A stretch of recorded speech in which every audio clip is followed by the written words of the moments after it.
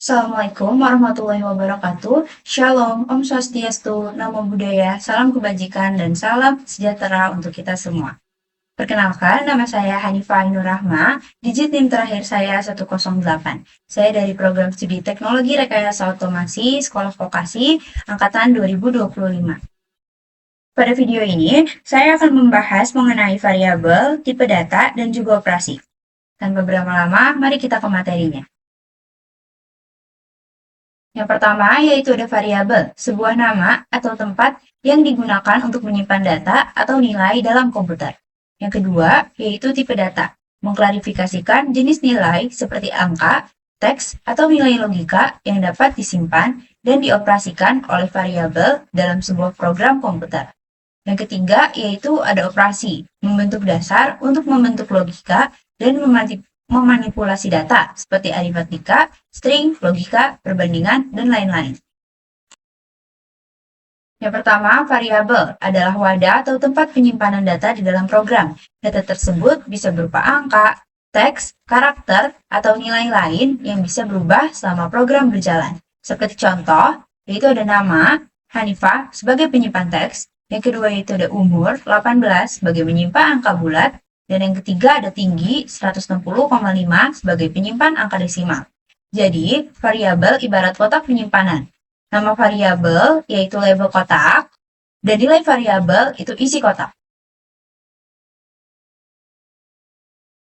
Selanjutnya ada aturan penamaan variabel. Yang pertama, tidak boleh diawali dengan angka. Yang kedua, tidak boleh pakai spasi. Kalau kita mau pakai spasi, gunakan tanda garis bawah atau underscore sebagai pemisah. Tidak boleh pakai kata kunci atau reserved keywords. Yang keempat, case sensitif, huruf besar atau kecil dibedakan. Dan yang terakhir, gunakan nama yang jelas, tidak disingkat dan mudah dipahami. Seperti contoh di samping, tulisan nama lengkap tidak menggunakan spasi, dan yang bawahnya nama lengkap menggunakan tanda underscore untuk spasi. Selanjutnya itu ada umur, tinggi badan menggunakan underscore sebagai tanda spasi. Selanjutnya yaitu gaya penulisan variabel.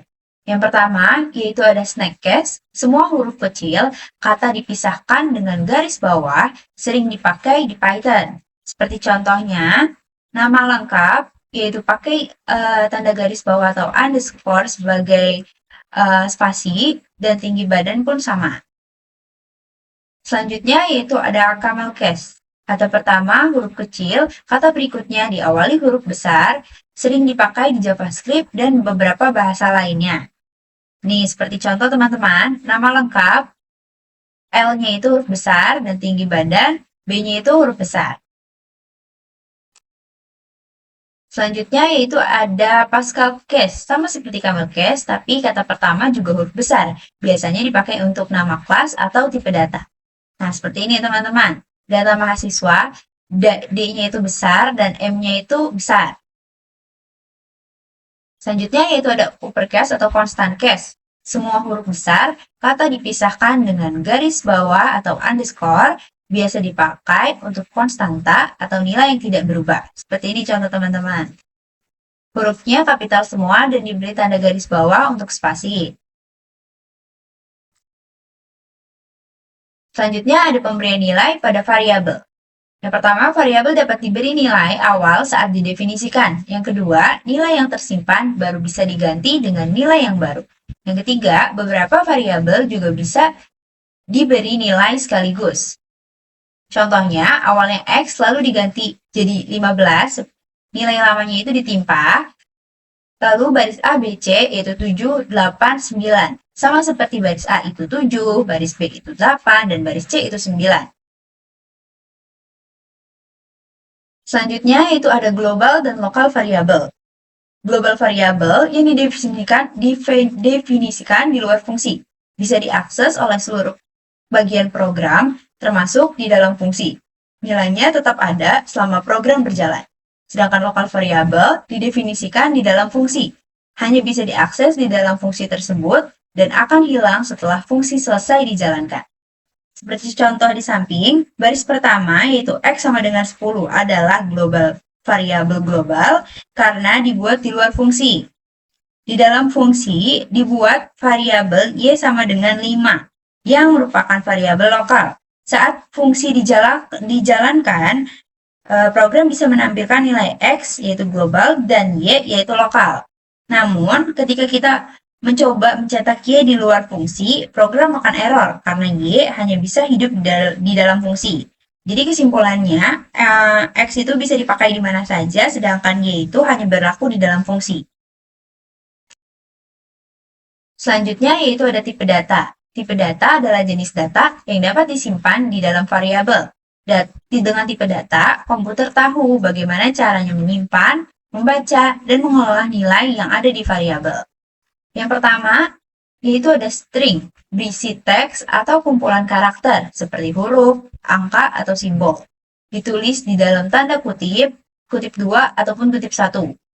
Yang kedua yaitu integer, atau singkatnya int. Berisi bilangan bulat, tanpa koma, atau tidak bisa desimal ya teman-teman. Bisa positif atau negatif. Yang ketiga yaitu ada float. Berisikan bilangan desimal atau pecahan, dipakai untuk angka yang memiliki koma. Yang keempat ada boolean, berisi logika, benar atau salah, hanya punya dua nilai, antara true atau false. Selanjutnya yaitu operasi. Dalam pemrograman, variabel tidak hanya menyimpan data, tetapi juga bisa diolah dengan berbagai operasi sesuai dengan tipe datanya. Operasi ini dibagi menjadi beberapa kelompok.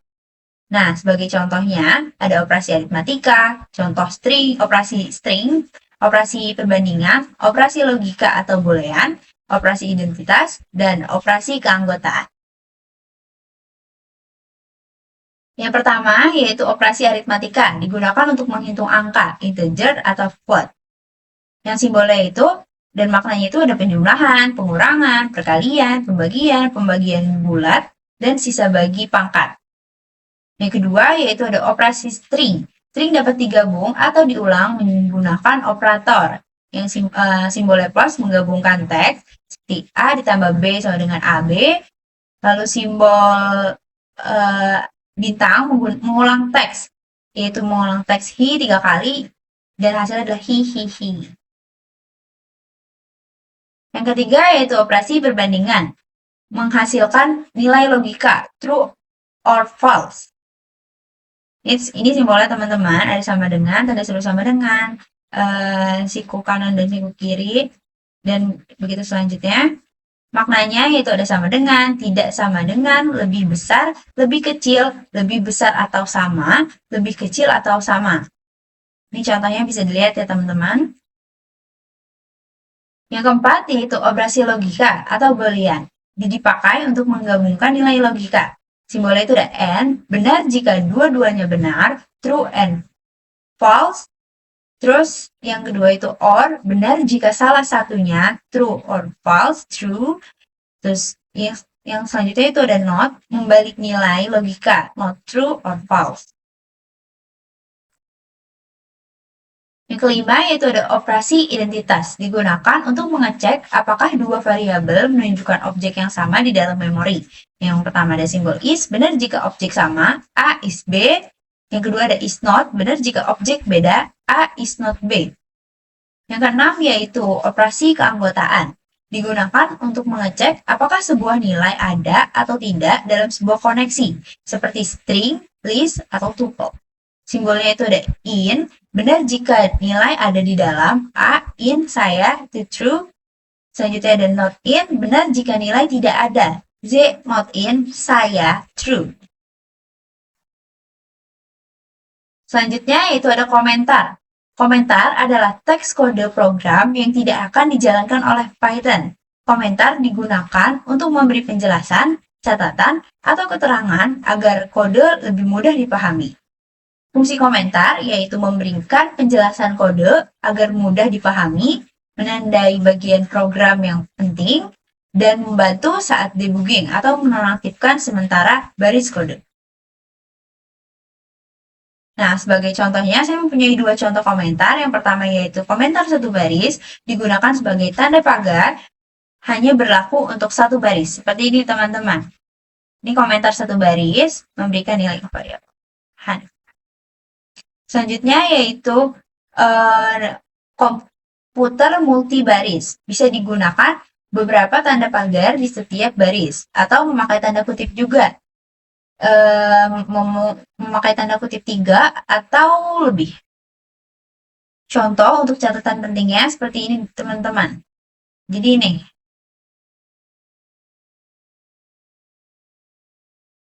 Nah, selanjutnya saya mempunyai kode sederhana, yaitu menjumlahkan dua angka berdasarkan input user.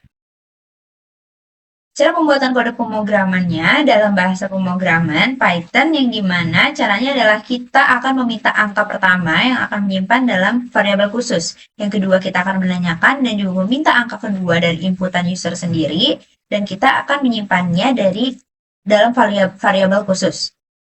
Yang ketiga yaitu kita akan menghitung jumlah menggunakan operator penjumlahan dan yang terakhir kita akan mencetak jumlahnya. Nah, di sini contoh pemrograman dalam Python.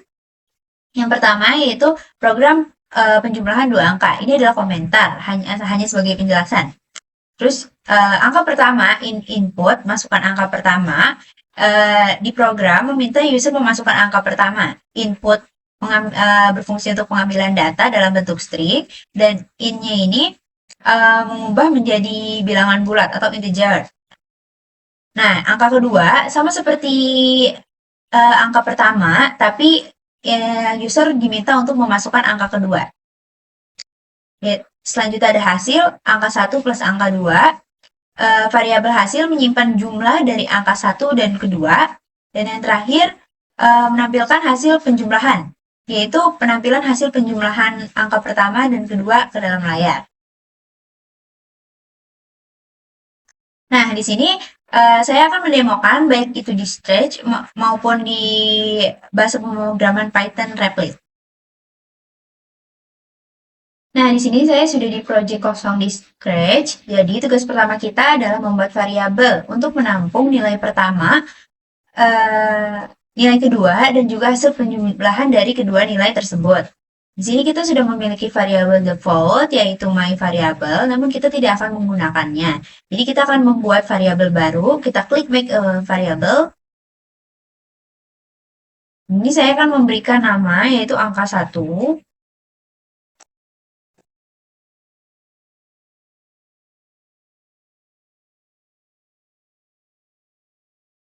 Untuk menyimpan inputan user untuk angka pertama, kemudian saya akan mengklik lagi dan menuliskan angka kedua.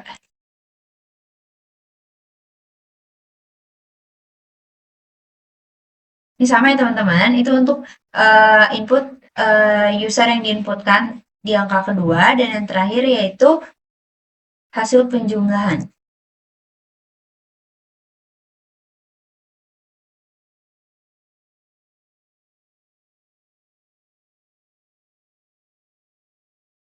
Yaitu untuk menyimpan hasil penjumlahan angka pertama dan angka kedua yang sudah diinput user.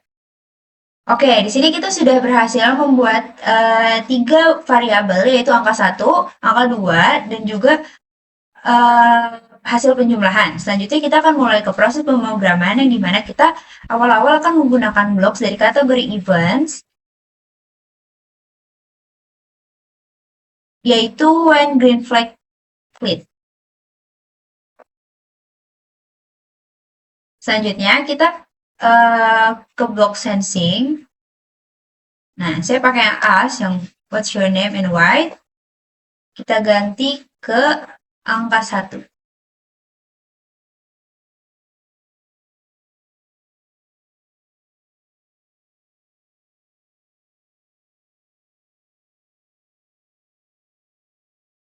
Selanjutnya kita ke blocks control.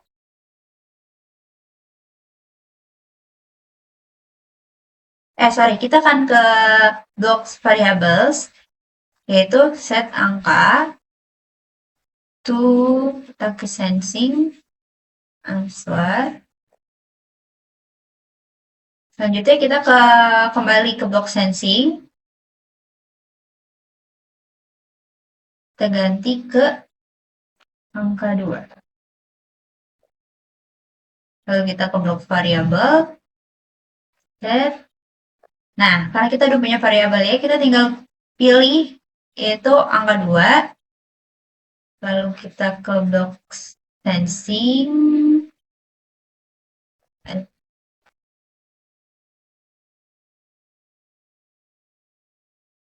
lalu kita ke blok set variabel, kita ganti variabelnya menjadi hasil penjumlahan.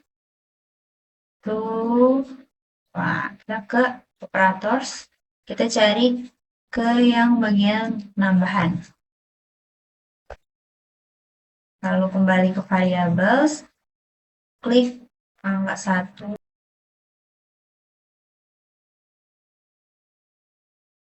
dan angka 2. Selanjutnya kita ke Lux.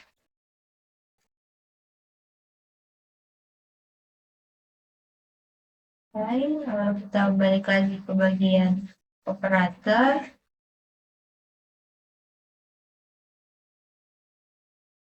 Pilih join.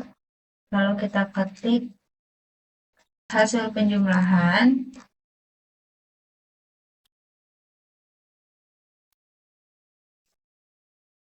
Lalu kita ke blok variables, masukkan variables hasil penjumlahan ke samping.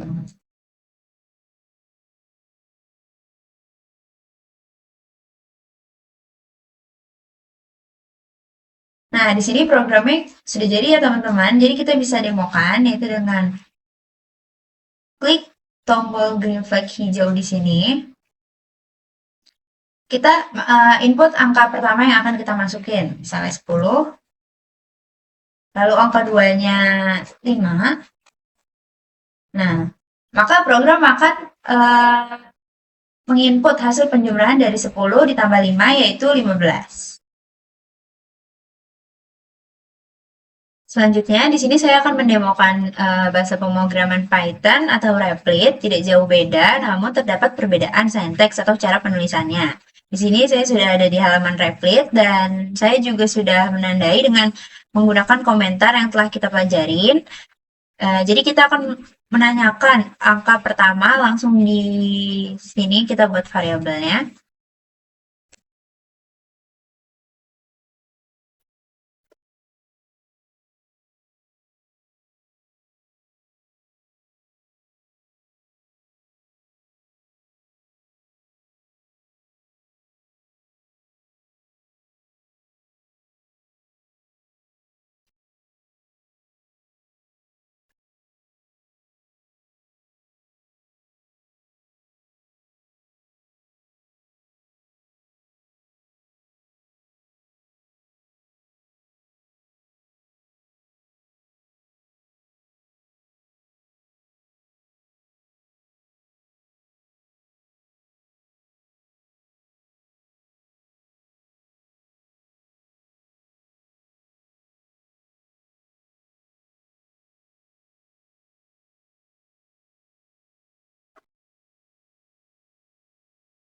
Nah, angka 1 ya, 1 kita gunakan tipe data integer agar tidak terjadi error ketika melakukan penjumlahan. Dan jika user memasukkan, baik itu berupa kalimat atau lainnya, maka tidak akan diseleksi atau program akan error. Dikarenakan kita mendefinisikan variabel integer sebelumnya adalah fungsi input untuk angka pertama.